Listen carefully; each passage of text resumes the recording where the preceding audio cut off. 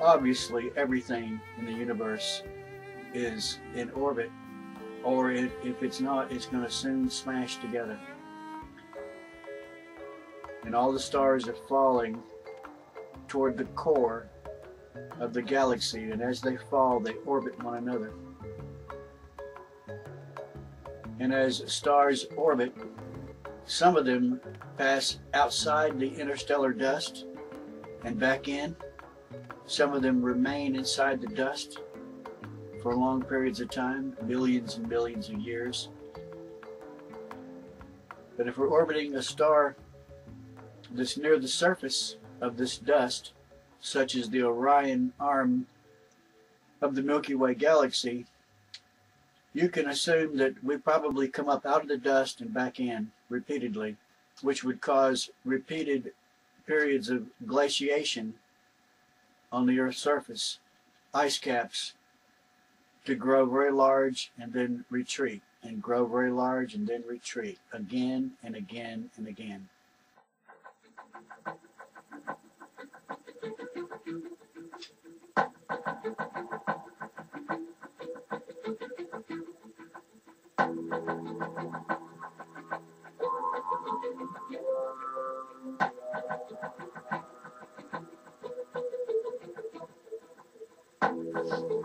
Let me get up real close so I can make this plain. I don't want you to misunderstand. Everybody knows that stars don't move. The sun, for example, we know is a star, but it doesn't move. The Earth moves, but the sun is stuck.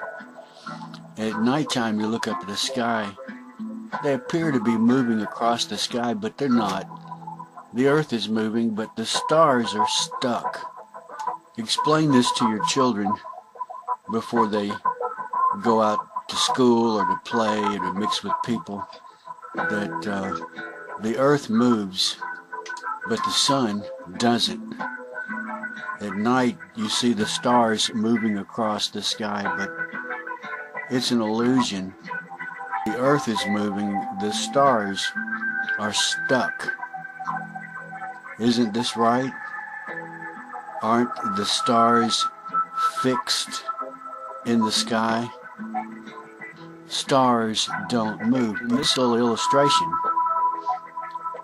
outside the realm of reality that every human being lives in, including the scientists at NASA, in this illustration, stars are able to move because this is fantasy.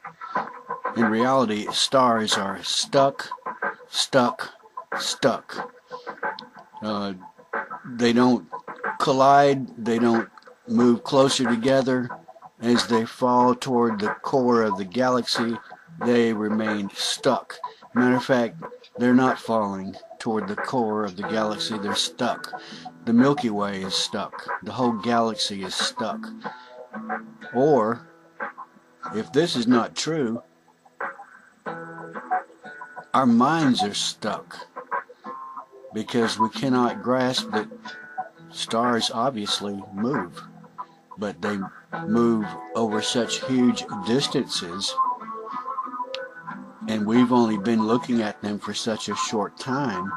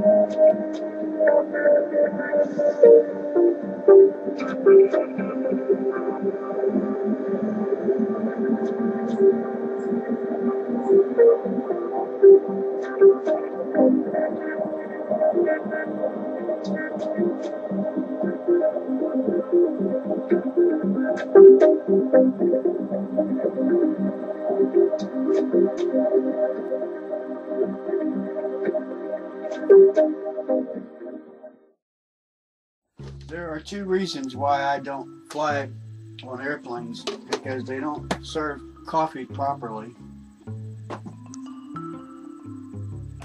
and I'm also afraid that if I get up there I might get stuck and not be able to get back down.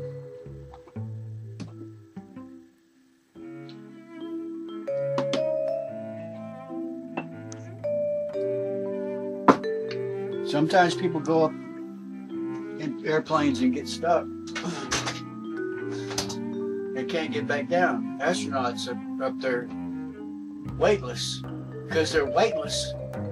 See, school teacher they send up in space may weigh 137 pounds on Earth, but she gets up there, she's weightless.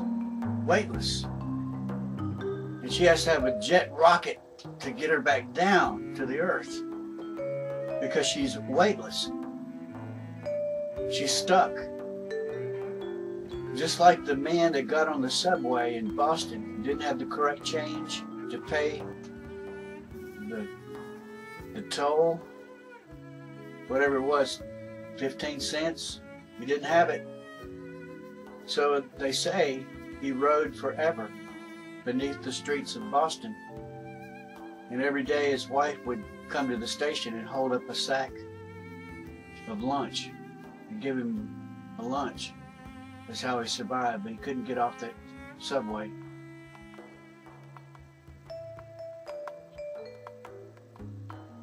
All that sounds ridiculous, but it's pretty much what a lot of people are subconsciously thinking. They think that the universe is stuck.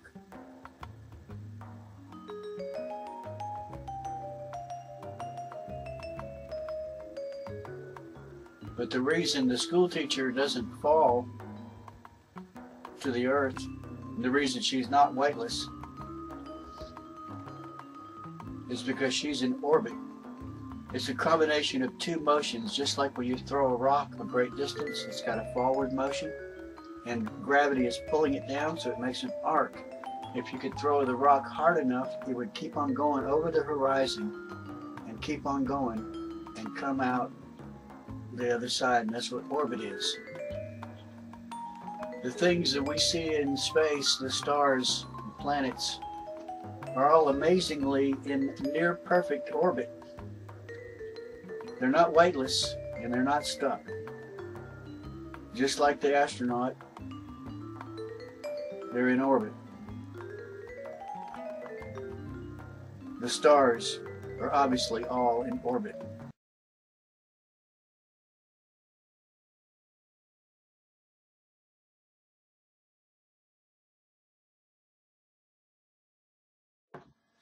In the next video in this sequence of videos entitled The Unknown Planet, you'll see at the end a collection of green boxes.